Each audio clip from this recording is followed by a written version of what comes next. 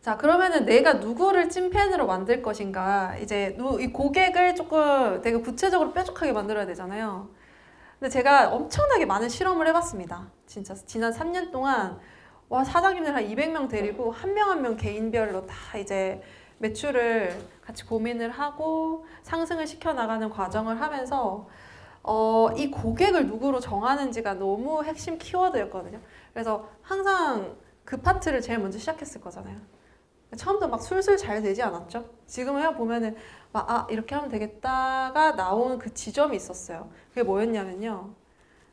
정답의 고객을 찾아내려고 하지 않았고요. 포기할 고객을 누군지 찾아내기 시작했어요.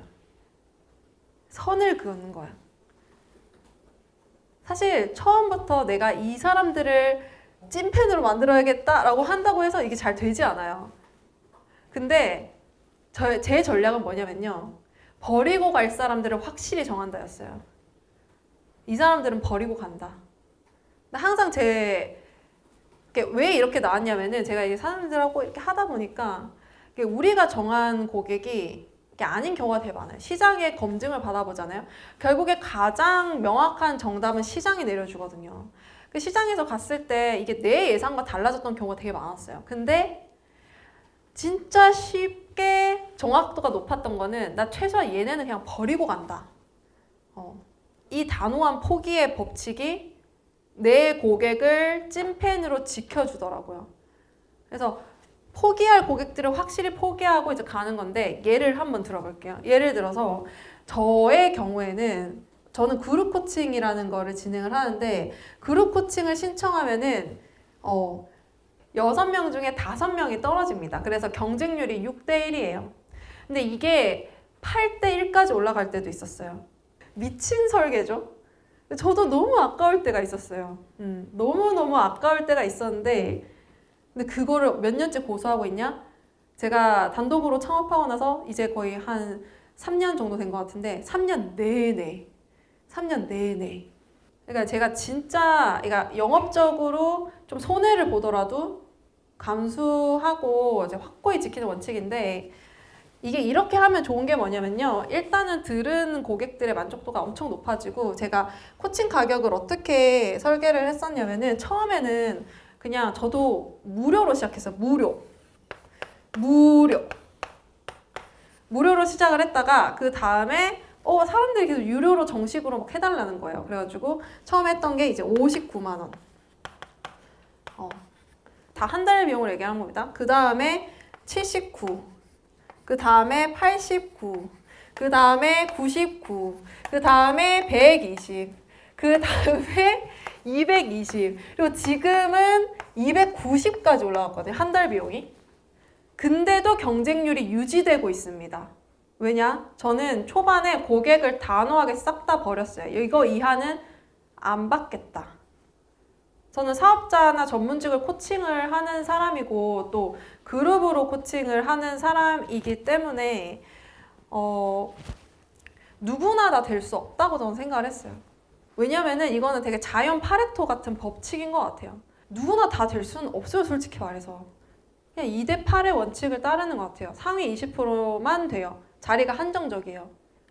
그러면은 나머지 80%는 평생 실패하면서 살아야 되나요? 그건 아니에요. 누구에게나 각자에 맞는 타이밍이 있을 뿐인 것 같아요. 그 자리에 올라갈 수 있는 자리가 한정적인 건 맞지만 그런 거 맞지만 누구나 각자의 타이밍은 가지고 있는 것 같아요. 그리고 각자가 갈 수 있는 분야도 되게 여러 가지잖아요. 그래서 각자가 가지고 있는 탁월함이 무조건 있다고 저는 믿거든요. 근데 이 탁월함이 올바른 시스템을 타야지 발휘가 될 수 있고 그게 자본주의 사회에서는 돈으로 증명되는 게 맞아요. 그거는 인정을 해야 되는 것 같아요. 그렇죠? 그래서 제가 이제 얘기를 하고 싶은 거는 그 그룹 코칭을 처음에 하려고 했을 때 이게 다 들어온다고 해서 다 되는 게 아니라 어차피 상위권만 될 거면은 어차피 상위 20%만 되는 거면은 그러니까 나한테 돈 내려고 하는 사람 중에서 애초에 상위 20%만 받자라는 게 있었어요.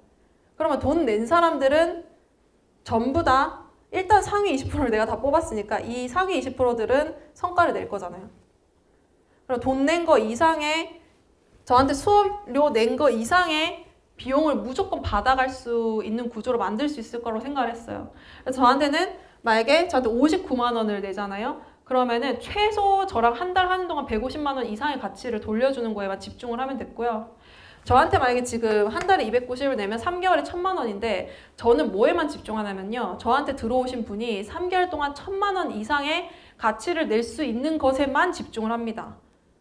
그래서 기본적으로 저랑 3개월 했을 때 1000만 원 이상 벌어갈 수 있는 분들만 합격시키는 거예요. 이게 제가 가지고 있는 어떤 신념 같은 거였거든요.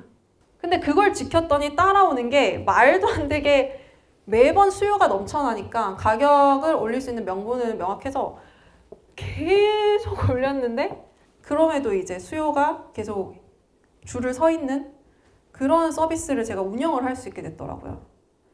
근데 저뿐만 아니에요. 그냥 예를 들어서 내가 되게 고품격의 어떤 주부의 주방에 대한 로망을 이뤄주는 주방 특화된 유럽의 주방을 만들어주는 주방 특화된 인테리어 업체를 이제 운영을 하고 있다고 하면은 그 사람은 어떤 고객을 단호하게 포기해야 돼요?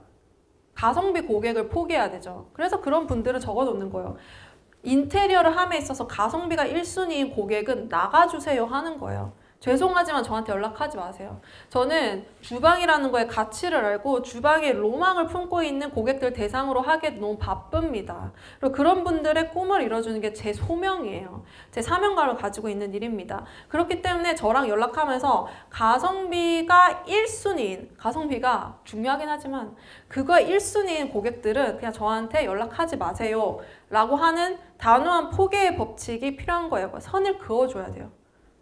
확실히 이거는 마지막에 문의 유도 문구 할 때도 당연히 전략적으로도 필요한 거지만 여러분들이 사업을 운영해 나감에 있어서 내가 정말 집중해야 될 고객이 정말 찐팬 정도가 되려면 어떻게 해야 되는지 기준이 뭐다? 누구를 대상으로 해야 될까는 조금 어려워요. 조금 더 쉬운 버전? 그럼 누구를 포기해야 되냐? 누구를 포기해야 되냐? 요걸로 이제 가보는 겁니다. 여러분이 하고 계시는 사업 혹은 하려고 생각하시는 사업에 고객들 중 여러분들은 누구를 거절해야 될까요? 누구를 단호하게 포기해야 될까요? 만약에 이 질문을 들었을 때 머릿속에 뭐가 떠오르지 않으신다면 아마 여러분들은 필연적으로 한 번도 고객에 대해서 생각해 본 적이 제대로 없었을 확률이 진짜 커요. 내가 누구를 포기해야 될지 생각을 안 해봤다는 건 역으로 내가 누구를 대상으로 해야 될지도 굉장히 모호하게 생각하고 있었다는 뜻이거든요.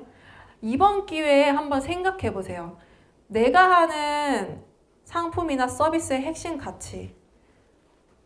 나를 진짜 거의 그냥 고객 한두 번 어중이 떠중이 사고 말 그 고객이 아니라 거의 찐팬이 되어줄 그런 고객들을 찾기 위해서 그들하고의 시간을 보호하기 위해서 난 누구를 포기해야 될 것인가?